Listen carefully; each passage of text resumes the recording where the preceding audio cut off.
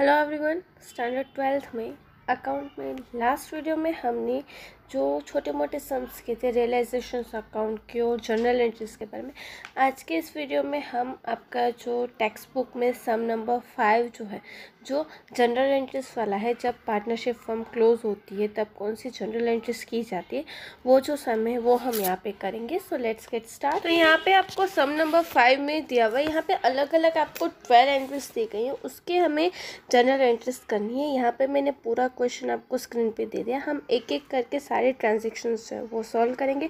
First हमें दिया हुआ है, at the time of dissolution the book of the value of goodwill is ₹56,000, no amount is realise. इसकी हम एंट्री करेंगे। Second is in the balance sheet of land and building ₹8 lakh, investment 2 lakh are disclose respectively, 9 lakh and 1,50,000 realise from them. Third is total assets of the firm is ₹2 lakh, out of which 40% are current assets and including cash ₹10,000 book value is realized. Fourth is goodwill is not disclosed in the book but 50,000 is realized during the dissolution. Fifth is value of laptop of ₹35,000. One partner has taken it for 25,000. A partner has accepted to pay loan of his Srimati ₹40,000 which was given to the firm. Seventh is income tax liabilities is now payable 30,000. It is not recorded in the book. Eighth is after making the payment, all liabilities and loan of partners from surplus of assets is ₹1,20,000. The profit and loss sharing ratio of the partner is ABC are 5:3:2. Machine are disclosed in the firm at the time of dissolution. 2 lakh book value is realized. One partner has accepted responsibility to undertake dissolution procedure. In return to it, decided to pay remuneration 20,000 on account expense here to pay ₹12,000. There are debtors of ₹1,20,000 and creditors of ₹60,000 at the time of dissolution of the firm. One partner has taken debtors at 20% then book value less and accepted to pay creditors. Last is the profit and loss sharing ratio between R, B and I is 3:2:1. Undertake the disposal of the following balances: general reserve 18,000, debit balance of profit and loss account 12,000 and workmen's compensation fund is 18,000. यहाँ पे ये जो हमें transactions दिए गए उसकी हमें general entries जो है वो करनी है, तो अब हम वो स्टार्ट करते हैं। तो यहाँ पे हमें फर्स्ट जो है वो दिया हुआ है कि at the time of dissolution of the firm goodwill is ₹56,000 and no amount will be realise. आपको पता है कि जब भी हम एंट्रीज करते हैं सबसे पहले सारी असेट्स कहाँ पे लेके जाएंगे हम, रियलाइजेशन अकाउंट में, डेबिट साइड। तो यहाँ पे हम लिखेंगे रियलाइजेशन अकाउंट डेबिट, कितनी है हमारी goodwill 56,000 and to goodwill account credit. यहाँ पे मैं इसकी नरेशन नहीं लिख रही हूँ, बट अगर आप नरेशन यहाँ पे लिखना कंपलसरी होता है, इसलिए अगर हम नरेशन लिखते तो क्या आएगा, being goodwill account is closed and transfer to realisation account. अब यहाँ पे हमें इसकी कोई भी अमाउंट रियलाइज नहीं हो रही है तो हम यहाँ पे क्या लिखेंगे, no entry will be made for realisation, क्योंकि हमें इसकी कोई भी वैल्यू नहीं मिली। इस तरह से यहाँ पे हमने फर्स्ट जो थी एंट्री वो कंप्लीट की। उसके बाद सेकंड आपको यहाँ पे दिया हुआ है कि तब in the balance sheet the land and building 8 lakh rupees and investment of 2 lakh rupees are disclose. आपको पता ही है कि हमारी सारी असेट्स हम कहाँ पे लेके जाते हैं, रियलाइजेशन अकाउंट में। तो यहाँ पे हम लिखेंगे रियलाइजेशन अकाउंट डेबिट टू, सबसे पहले यहाँ पे हमें दिए गए लैंड एंड बिल्डिंग, तो यहाँ पे हमने लिखा land and building account debit. Land and building की अमाउंट दी गई है 8 lakh rupees and to investment account credit ₹2 lakh, और यहाँ पे टोटल कितना आएगा हमारा 10 लाख रुपीज। अब यहाँ पे नरेशन में अगेन नहीं लिख रही हूँ, अगर हम नरेशन लिखेंगे तो क्या आएगा, land and buildings account are close and transfer to the realisation account. अब उसके बाद यहाँ पे क्या लिखा हुआ है कि the respectively and 9 lakh and 1,50,000 are realise from them.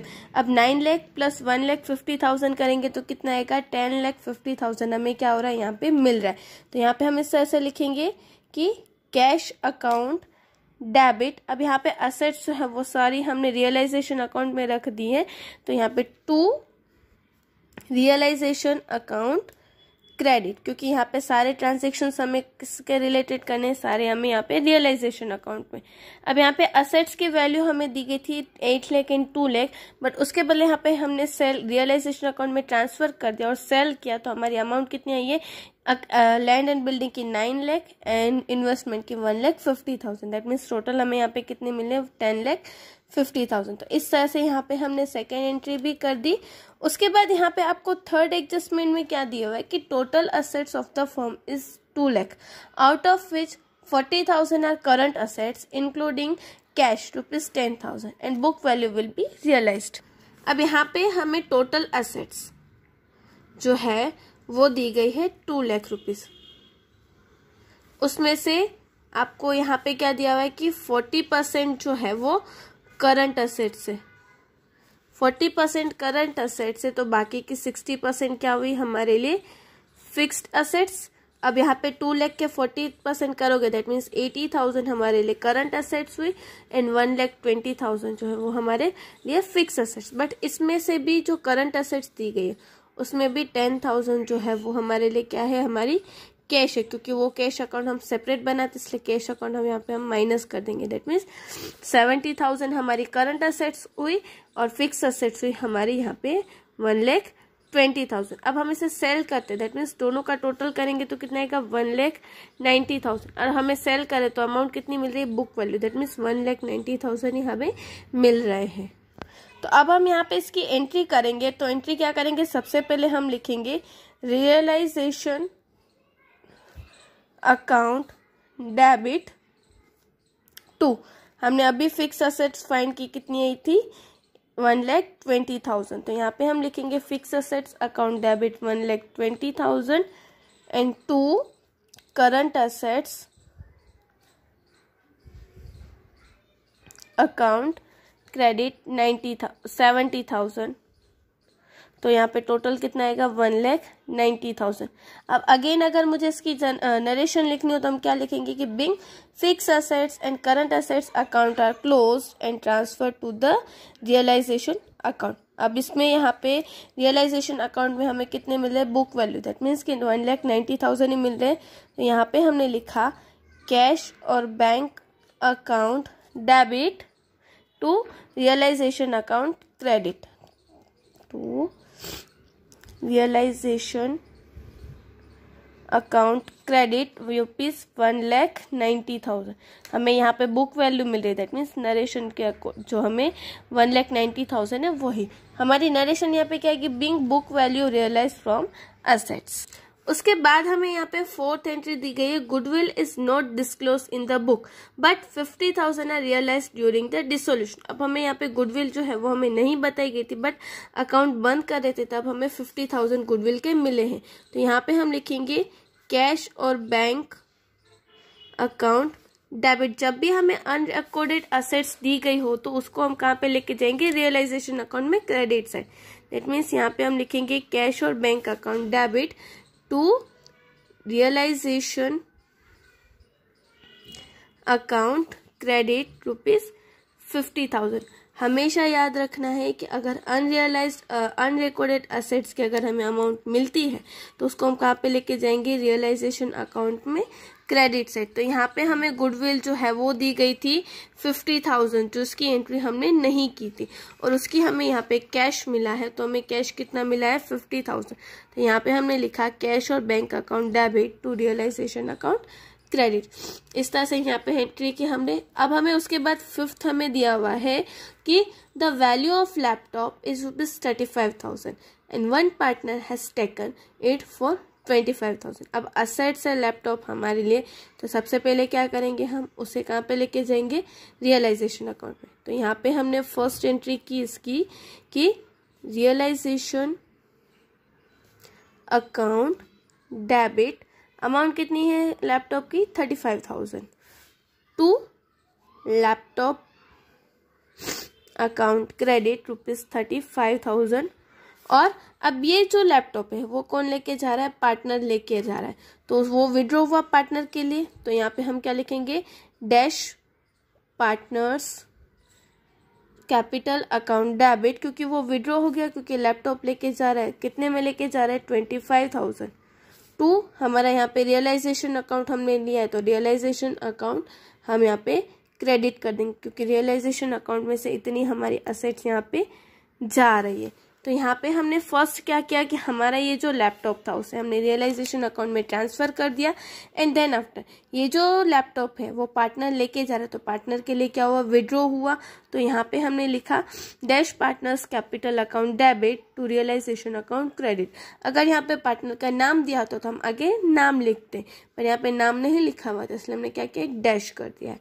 उसके बाद 6th हमें दिया हुआ है कि a partner has accepted to pay office Shrimati ₹40,000 which was given to firm. यहाँ पे पार्टनर जो है वो श्रीमती की लोन जो है वो पेमेंट करे, तो यहाँ पे एंट्री क्या होगी कि loan of Shrimati account debit, मतलब कि उसकी वाइफ ने लोन दिए तो वो पार्टनर पेमेंट करे 40,000 टू, अब वो फर्म उसे अगेन पेमेंट कर ही रही है, दैट मीन्स कि टू डैश पार्टनर्स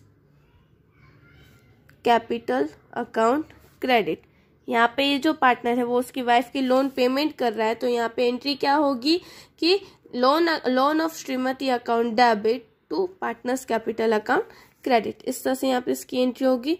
फिर है 7th entry, income tax liabilities now payable ₹30,000 which is not recorded in book.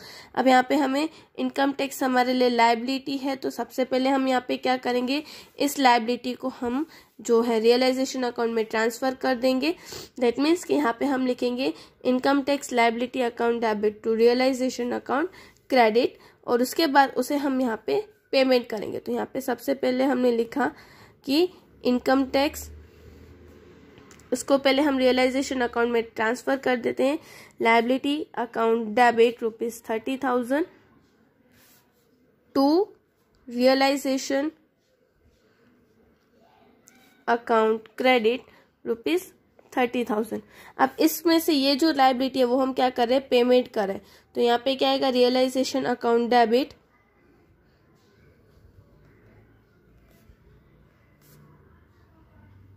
$30,000 to cash और बैंक अकाउंट क्रेडिट। क्योंकि ये जो लायबिलिटी आपको पता ही है कि अगर अनरिकॉर्डेड लायबिलिटीज यहाँ पे थी तो हमने उसे रिकॉर्ड कर दिया और उसको हम रियलाइजेशन अकाउंट में से पेमेंट कर रहे हैं। उसके बाद 8th एंट्री यहाँ पे दी गई है, after making the payment of all the liabilities and loan of the partners, surplus of the firm is ₹1,20,000. The profit and loss sharing ratio of the partner ABC is 5:2, 3:2. तो यहाँ पे surplus है, that means कि realization account debit to partners capital account credit. यहाँ पे 3 partners है, that means A's capital account credit to B's capital account debit and to C's capital account credit. यहाँ पे हमें रियलाइजेशन अकाउंट का profit कितना दिया हुआ है, 1,20,000, और उनका रेशियो दिया हुआ है 5:3:2। अब यहाँ पे आप 1,20,000 इंटू 5 अपॉन 10 करोगे तो हमारा आंसर आएगा 60,000। फिर 1,20,000 इंटू 3 अपॉन 10 करोगे तो आंसर आएगा 36,000, एंड 1,20,000 इंटू 2 अपॉन 10 करोगे तो आंसर आएगा 24,000। तो ये अमाउंट जो है वो तीनों पार्टनर्स को मिल रही है, तो यहाँ पे हमने ये तीनों पार्टनर्स के बीच में डिस्ट्रीब्यूट कर दिया। उसके बाद हमें यहाँ पे दिया हुआ है next entry, machine is disclose in the book at the time of dissolution is 2 lakh, book value is realise. अब ऑब्वियसली यहाँ पे हमें मशीन की वैल्यू दी गई, तो सबसे पहले हम क्या करेंगे, इस मशीन को रियलाइज अकाउंट में ट्रांसफर कर देंगे। तो यहाँ पे हम लिखेंगे realisation account debit ₹2 lakh to machinery account credit ₹2 lakh. अब इसकी हमें बुक वैल्यू ही मिल रही है, तो यहाँ पे बुक वैल्यू मिलना, दैट मीन्स कि कैश और बैंक अकाउंट डेबिट, यही amount that means 2 lakh rupees ही हमें मिल रहे हैं to realisation account credit ₹2 lakh. तो इस तरह से यहाँ पे हमने इसकी भी एंट्री कर दी। यहाँ पे हमें मशीन की बुक वैल्यू मिल रही थी, मतलब कि जो एंट्री हमने की है वैल्यू में वही अमाउंट यहाँ पे मिल रही है। उसके बाद नेक्स्ट यह है, one partner has accepted to responsibility to undertake dissolution procedure in the firm. It is decided to pay remuneration 20,000 on account of expense he has pay 12,000। अब यहाँ पे क्या हो रहा है, अब यहाँ पे हमें इस तरह से दिया गया है कि एक पार्टनर जो है वो पार्टनर जो पूरी हमारी डिसोल्यूशन प्रोसीजर है वो एक्सेप्ट करे कि वो करेगा। तो उसके लिए फर्म जो है वो उसे 20,000 जो है वो रिम्यूनरेशन दे रही है। अब इस 20,000 में से उसने क्या किया, 12,000 जो है वो एक्सपेंस किया। दैट मीन्स कि फर्म का हमारा कैश और बैंक जो है वो खत्म, मतलब कि इतना पेमेंट किया। तो बाकी के 8,000 क्या हुआ, उसके लिए उसका पार्टनर का रिम्यूनरेशन हुआ। तो वो हम क्या करेंगे, उसके करंट अकाउंट में या कैपिटल अकाउंट में ट्रांसफर कर देंगे। तो यहाँ पे इसकी एंट्री किस तरह से होगी, जो अमाउंट है ये हमारी होगी रियलाइजेशन अकाउंट डेबिट टू, यहाँ पे पेमेंट कितना करा, एक्सपेंस कितना हुआ 12,000। दैट मीन टू कैश और bank account credit 12,000 and to partners capital और करंट अकाउंट क्रेडिट 8,000, क्योंकि इतने जो है वो उसको बच रहे, तो पार्टनर्स का रिम्यूनरेशन हुआ। तो यहाँ पे हम इसकी एंट्री करेंगे इस तरह से कि रियलाइजेशन अकाउंट डेबिट, यहाँ पे फर्म उस पार्टनर को कितना दे रही है, 20,000 रिम्यूनरेशन दे रही है, आउट ऑफ विच उसने 12,000 पेमेंट कर दिया। दैट मीन्स कि टू कैश और बैंक अकाउंट क्रेडिट ₹12,000 एंड बाकी के रिमेनिंग 8,000 जो है वो डैश पार्टनर्स कैपिटल और करंट अकाउंट ₹8,000। तो इस तरह से यहाँ पे हमने इसकी भी एंट्री जो है वो कर दी। उसके बाद हमें यहाँ पे दिया हुआ है कि there are debtors of ₹1,20,000, creditors of ₹60,000 at the time of dissolution. One partner has taken debtors 20% less than value and accepted to pay creditors. तो यहाँ पे सबसे पहले जो है वो सबसे पहले हम डेप्टर्स और क्रेडिटर्स को रियलाइजेशन अकाउंट में ट्रांसफर कर देते हैं। तो यहाँ पे हम सबसे पहले डेप्टर्स को करेंगे, तो realisation account debit ₹1,20,000 to debtors account credit ₹1,20,000। अब इसमें से हम यहाँ पे सेम इट इज क्रेडिटर्स को भी हम ट्रांसफर कर देते हैं। तो क्रेडिटर्स अकाउंट डेबिट रुपीज कितने हैं 60,000 and to realisation account credit 60,000। इस तरह से यहाँ पे हमने क्या किया, सबसे पहले ये जो डेप्टर्स एंड क्रेडिटर्स थे उनको रियलाइजेशन अकाउंट में ट्रांसफर कर दिया। अब यहाँ पे क्या दिखा हुआ है कि एक जो पार्टनर है वो 20% वैल्यू से कम, दैट मीन्स 80% वैल्यू में जो है वो डेप्टर्स लेके जा रहा है। तो यहाँ पे हम इस तरह से कर सकते हैं, वो पार्टनर के लिए विड्रॉ हुआ डैश पार्टनर्स कैपिटल और करंट अकाउंट डेबिट 80% वैल्यूज में लेके जा रहे हैं। दैट मीन्स 1,20,000 का अगर हम 80,000 करेंगे, 80% करेंगे तो कितने आएंगे 96,000 टू रियलाइजेशन अकाउंट क्रेडिट। तो यहाँ पे ये पार्टनर विड्रॉ कर रहा है, तो यहाँ पे हमने इस तरह से लिखा रियलाइजेशन अकाउंट क्रेडिट 96,000। अब यहाँ पे ये जो पार्टनर है वो डेप्टर्स क्रेडिटर्स पे लेके जा रहा है, तो यहाँ पे हम क्या लिखेंगे रियलाइजेशन अकाउंट डेबिट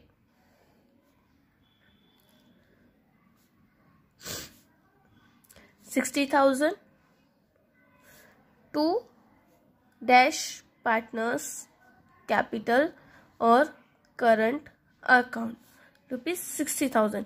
ये हमने क्यों किया, जब पार्टनर डेप्टर्स लेके जा रहा था तो उसका रियलाइजेशन अकाउंट डेबिट था, तो यहाँ पे क्रेडिट हो जाएगा और पार्टनर्स क्रेडिटर्स लेके जा रहे तो रियलाइजेशन अकाउंट क्रेडिट था तो वो डेबिट हो जाएगा। तो इस तरह से यहाँ पे हमने ये जो 4 एंट्रीज थी वो की।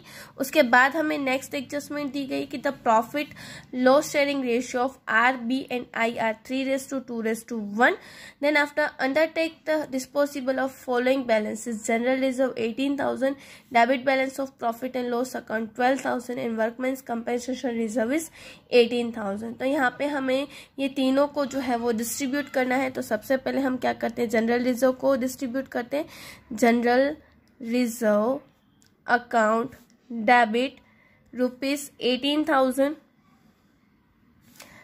To R's capital account to B's capital account and to I's capital account. अब यहाँ पे हम 18,000 को 3:2:1 में अगर हम डिस्ट्रीब्यूट करते हैं तो each partner will get 9,000, 6,000 and 3,000। उसके बाद यहाँ पे आपको profit and loss sharing account की डेबिट बैलेंस दी गई है। दैट मीन्स यहाँ पे हम इस तरह से लिखेंगे, R's capital account debit, B's capital account debit and I's capital account debit to profit and loss account credit ₹12,000। अब इस 12,000 को आप 3:2:1 में अगर डिस्ट्रीब्यूट करोगे तो आंसर आएगा 6,000, 4,000 एंड 2,000। अब उसके बाद यहाँ पे हमें दी गई है थर्ड की workman's compensation accident compensation fund. तो यहाँ पे हम लिखेंगे workers accident compensation fund account debit ₹18,000 to R's capital account credit to B's capital account credit and to I's capital account credit. अब तीनों को डिस्ट्रीब्यूट करेंगे तो यहाँ पे आएंगे 9,000, 6,000 एंड 3,000। तो यहाँ पे इस तरह से हमने ये जो एंट्री थी वो तीनों को हमने तीनों पार्टनर्स के बीच में डिस्ट्रीब्यूट कर दिया। और इसी के साथ यहाँ पे ये जो हमारा सम था जहाँ पे आपको 12 एंट्रीज जो दी गई थी वो भी हमने यहाँ पे कंप्लीट कर दी। तो हमने यहाँ पे ये जो सम किया वो तो आपको आपकी नोटबुक में करना ही है, बट उसके साथ साथ यहाँ पे आपको ये जो सम नंबर 6 है जिसमें आपको खाली जनरल एंट्रीज जो है जो प्रिपेयर करनी है वो आपको आपके होम असाइनमेंट में करनी है। नेक्स्ट वीडियो में अनदर सम्स के साथ मिलेंगे। Thank you.